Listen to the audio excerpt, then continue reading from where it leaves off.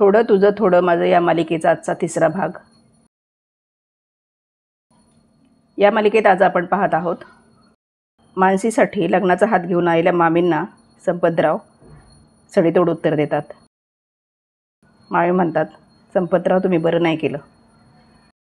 नवरा मध्येच तिला वाढवत असतो, त्यावेळेस ती नवऱ्याला बोलते, हा माणूस तुमची आणि आपल्या मुलाची लायकी काढतोय आणि तुम्ही मलाच गप्प बस म्हणताय। हा माणूस विसरलाय की तुम्ही त्याच्यासाठी काय काय केलंय। संपतराव, प्रत्येकावर वेळ येते, तशी तुमच्यावर सुद्धा वाईट वेळ आली होती, तेव्हा आम्ही दोघंजणच होतो ना मदतीला, विसरलात का सगळं? हे वैभव तुम्ही उभं केलं तेव्हा सुरुवातीच्या काळात कोण होतं तुमच्याबरोबर? आम्हीच ना। मी कुठे नाही म्हणतोय, कमलाकरचे माझ्यावर खूप मोठे उपकार आहेत, त्यासाठी त्याचे मी पाय धुवून पाणी पिऊ शकतो, म्हणून माझ्या मुलीला आणि मला गृहीत धरायचं नाही ते। मानसीची आई म्हणते, आपण नंतर बोलू। त्यावेळेस ती म्हणते, हा राग नाही, माज आहे, माज। पैसे आल्यावर हा माणूस नाती विसरलेला आहे। जाताना शाप देऊन जाते, तुमची मुलगी ज्या घरात जाईल ना त्या घरात तिच्या डोळ्यातून फक्त पाणी येईल। मानसीची आई सांगते, तुम्हाला लग्नासाठी नकार द्यायचा होता तर तुम्ही तो शांतपणे देऊ शकला असतात ना। दादा आज किती दिवसांनी घरी आला होता, असं वागतं का कोणी? कमलाकर चांगल्याच मनाने आला होता, पण तुझ्या वहिनीच्या डोक्यात भुस्सा भरलाय। तिच्या पोरासाठी माझ्या मुलीचं स्थळ? अरे हट।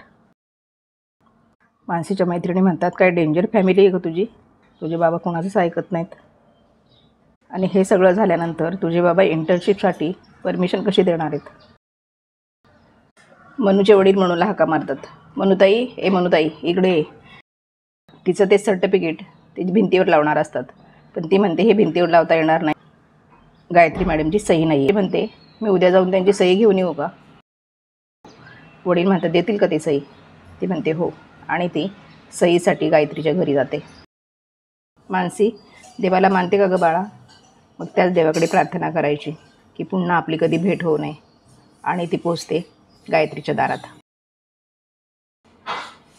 आणि तिचं लक्ष जातं स्वातंत्र्यवीरांच्या फोटोकडे, पण ते हे स्वातंत्र्य सैनिक दिनकर प्रभू आहेत ना, ती दिनकर प्रभूंबद्दल भरभरून बोलत असते आणि घरातले ऐकत असतात।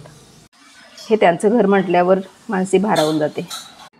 तेजस म्हणजे मालिकेतला हिरो मित्राकडे आलाय आणि त्याच्या हातापाया पडून, मला 2 लाख रुपये दे ना। अरे फक्त 2 लाख रुपये तर आहेत। मित्र म्हणतो, फक्त 2 लाख? म्हणतो, अरे फक्त 2 लाख नाही येत ते। मित्र म्हणतो, अरे तू चांगला शिकलेला आहेस, युनिव्हर्सिटीचा गोल्ड मेडलिस्ट आहे, तुला नोकरी करायला काय होतं?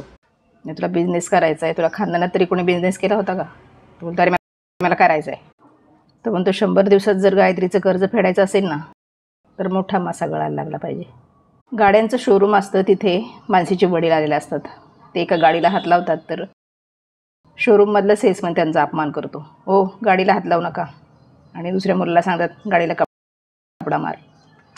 गायत्रीचे वडील म्हणतात, ओ साहेब 1 मिनटं जरा, केवढ्याला दिली ही गाडी? दुकानदार म्हणतो, महाग आहे। तरी किती? 30 लाख। गायत्रीचे वडील म्हणतात, घेतली। दुकानदार म्हणतो, काय? हे म्हणतात, घेतली, पण यातली पांढऱ्या कलरची गाडी द्या मला। दुकानातला तो माणूस म्हणतो, हां ओके, या सगळ्यासाठी प्रोसेस आहे, लोन किती देणार, डाऊन पेमेंट किती देणार? मानसीचे वडील म्हणतात, शेट हार्ड कॅश आहे आपल्याकडे, हार्ड कॅश आहे आपल्याकडे, आणि ते कॅश देऊन गाडी घेतात। मानसी इकडे गायत्रीच्या घरी आलेली असते आणि दिनकर प्रभू यांना बघून ती भारावून गेलेली असते। मानसी गायत्रीच्या सासू सासऱ्यांसोबत आणि प्रिंटिंग मशीनसोबत फोटो काढते। मानसी पहिली आली म्हणून तिच्या वडिलांनी हार्ड कॅश गाडी घेतलेली बघून तेजस तर इकडे गोंधळून जातो, म्हणतो, बापरे पोरगी पहिली आली म्हणून एवढी महागडी गाडी घेतली। आता याच माणसाकडून 2 लाख काढतो का नाही बघ, जे देशाला लुटतात त्यांना मी काही सोडत नसतो। एवढी महागडी गाडी घेतो, अटॅक भरतो का? बघ आता मी कसे 2 लाख काढतो, आणि ते पैसे ना मी गायत्री वहिनीच्या तोंडावर टाकणार। आणि काय ना, तसंही गायत्री वहिनीचा हारलेला चेहरा बघायला मला फार आवडेल। काय नाव काय यांचं? मित्र म्हणतो, संपतराव सनस। तेजस म्हणतो, सनस तुम्हीच माझे मानस। पाहूया पुढील भागात गायत्री मानसीला सही देते का.